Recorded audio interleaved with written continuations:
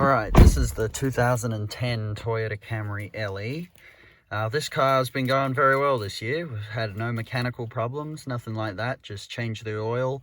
Got new brake rotors put on it in March, I believe, and then just a it got a decent service and over the summer. Just it got spark plugs changed, a few things like that. It might need new shocks soon in the rear, so that could be bit of an expense, but overall this car's been going very well. The one thing I did have to get was a new key fob, unfortunately, made up because the old one, the plastic casing behind here just broke. But yeah, overall it's going pretty well. So turn the key in and check the mileage. It's 184,600 exactly, so not bad for such an old car. It's going well.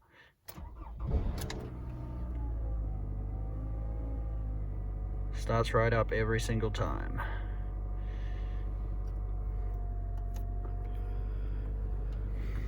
Got my little cup phone here. That thing works well when I'm, driving long distance and I want my Waze in there and everything.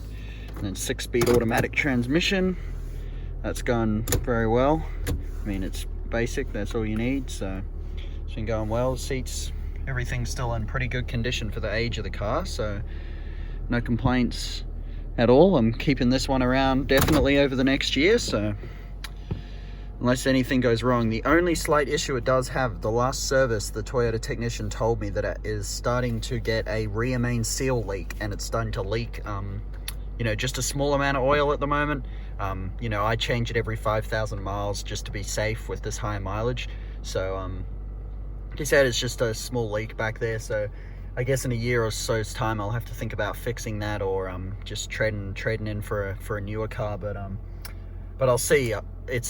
That is yet to be determined. But I'll show you under the hood. Just go under there.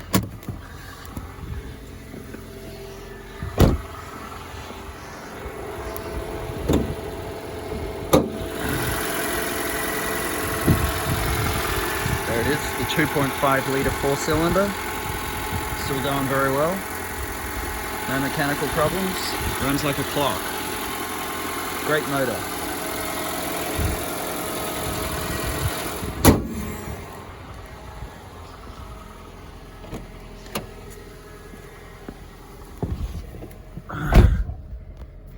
So I'll go ahead and shut this one off.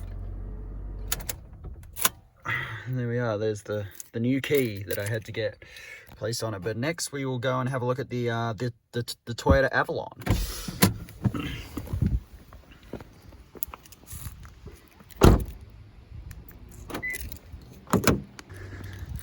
Here's the key fob for the Avalon.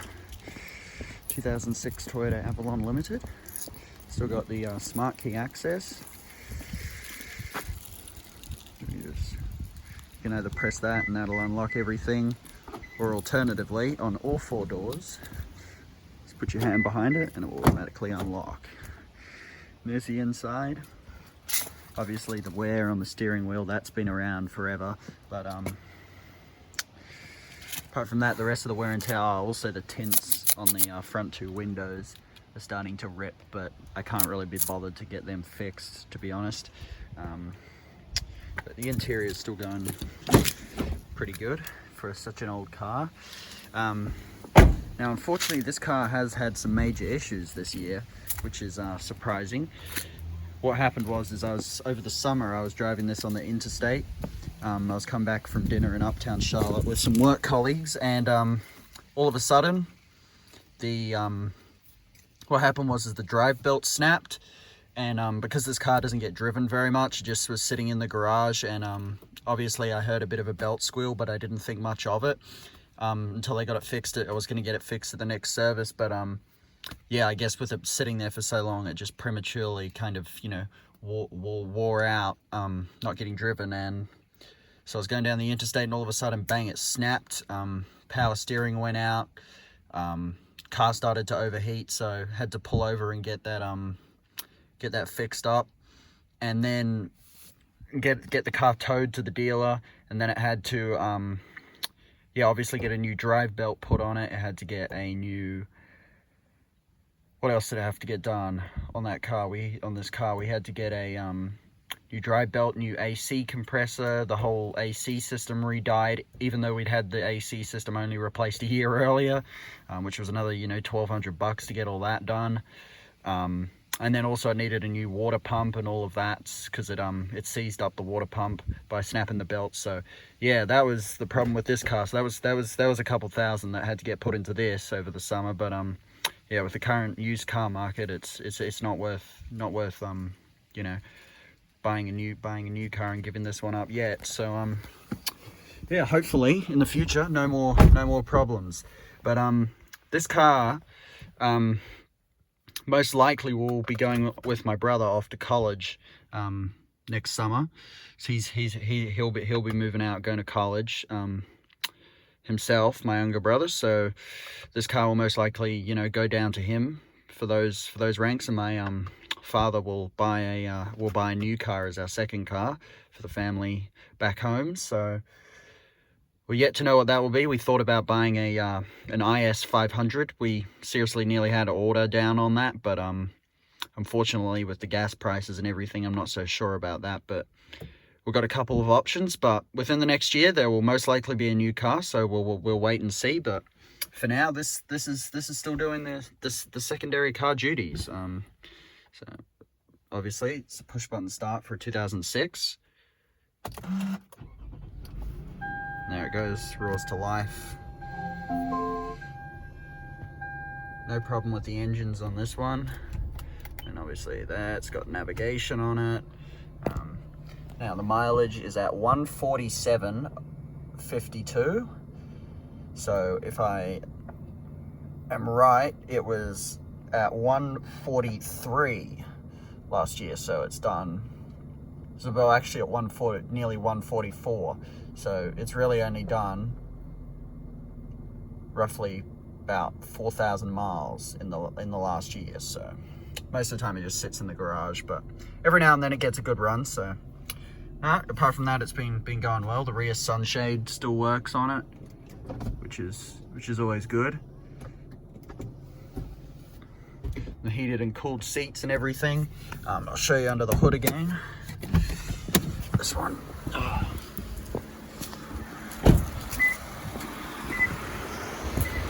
This is where all the work was done over the summer. I don't know what they did there, but that came back like that from the dealer. But the motor still goes real strong, pulls hard. No problems there, but obviously it got a bunch of work, new AC compressor, new water pump, all the rest of that, new drive belt. But hopefully it will go strong, and my brother will have no problems if he takes this one off to college. So it's a good running motor.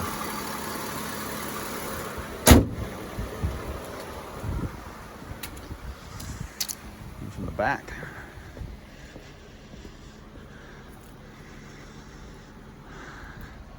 And the other problem with this car is this car has, I don't know if you can see it in the light there, maybe from here, has quite bad paint fade on the front here and also on the back. Paint's faded quite badly, but that's been around for a few years and can't be bothered to respray that really. So yeah, it's just gonna stay like that. Apart from that, it's a good car. Put this one back away in the garage. Let that go. There we go. There it is. It's 5-speed automatic. Heated and cooled seats down there. Let's see.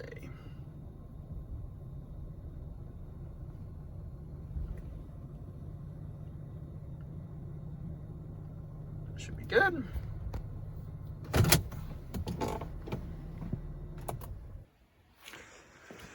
All right, now that this car's away, we'll move on to the final car, which is our main family car, I guess you could say, that we use most of the time.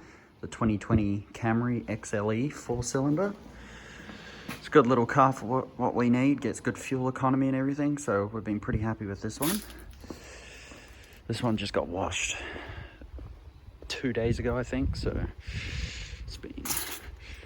it's looking pretty good. See one tailpipe at the back there. Nice panoramic sunroof. And then the key on this one is just the new looking Toyota Smart Key. Camry on the back. Obviously this one does have access on the doors. Only on the front two doors in this one. In the Camrys. But yeah, let's see. Yeah, this car's been doing pretty well this year. I mean, it gets the seats are, you know, have a little bit of wear and tear on it because, you know, this car does get used a lot for just, you know, everyday kind of duties, but it's been going pretty well. It's got 22,083 miles on it, so this car has been driven a lot more this year. That's for sure. It's making it cover. It's maybe been up to Ohio, Virginia a couple of times, Atlanta, just around North Carolina a lot. Out to Tennessee once, I think. So this car does get driven quite a lot. And there's the heated and cooled seats that were optional in this one. So I'll start this one up. Of course, it's push button start on the XLE. There it starts. The motor in this is quite noisy, to be honest. There's a little Camry chime and everything, but no, it's been a good car. We like all the safety features on it, good fuel economy, and everything like that.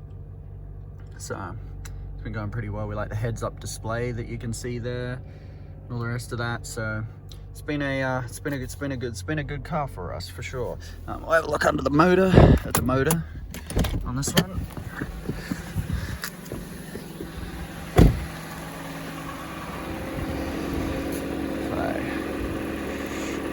Open it up right there. There it is, the 2.5 litre dynamic force 4-cylinder. Makes about 201 horsepower roughly, about 200 horsepower. Yeah, it's a good little motor. It's quite noisy when it accelerates, but I mean it's smooth. You know, good fuel economy, which you need in these high gas price days, and everything like that. So quite happy with this one for sure. We did actually get new Bosch wiper blades put on it. Wasn't too happy with the stock ones, especially if this goes on the highway a lot, so it made sense to invest in some decent wiper blades. There are Bosch ones on the Avalon and they've been good. So and then I have Michelin's on the other Camry, so yeah, it's been quite good. But yeah, no troubles with this, of course. It's a brand new car, so I'd expect it, you know, to be running good. So yeah, no problems at all. And the other thing is the 21 Camrys have gone to a prop rod instead of these hydraulic struts to hold up the hood, which I think is a bit cheaping out a little bit, but no, it should be good. And the other one thing that we got for this car this past year is, I've had it since last Christmas actually, is the trunk liner. This WeatherTech trunk liner, which is actually being it's a bit dirty at the moment, but it's been very good. You know, my dad and my brother do some volunteering out on this farm out here. Then they get, you know, they get their muddy boots and everything that they put back in here, and you know, it just wipes on off pretty easily. So yeah, it's been good for that purpose in terms of keeping it nice and clean. So yeah, we're happy with this one for sure. So I'll put this one back in the garage, and then that will wrap it up, because unfortunately we do not have another car yet, but hopefully that will be coming soon. So hopefully next year you'll see another car. There's the 8-speed automatic. Not the world's biggest fan of this 8-speed, to be honest. I prefer the 6 in my car, but it's whatever. It gets better fuel economy, so be it. But sometimes it can do a bit of gear hunting, but I mean, it's not that bad. I just like the new car and everything, and obviously the panoramic cameras are useful, especially getting in the garage when it's tight here, which we're about to do. So give that a go. I just had this one back down, so it should go straight in if I just hold the wheel straight. There we go. And then it should show once we pull up to the front.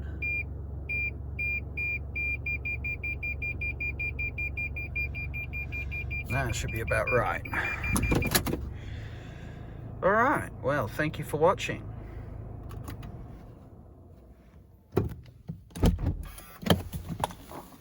We take the key. obviously I like the blind spot on this. That's always a good feature. The lower trim Camrys still don't have that, which is a bit ridiculous, but there they are. The Avalon and the Camry. Then obviously 2 clicks of that will lock that one up. And then out there's the other Camry.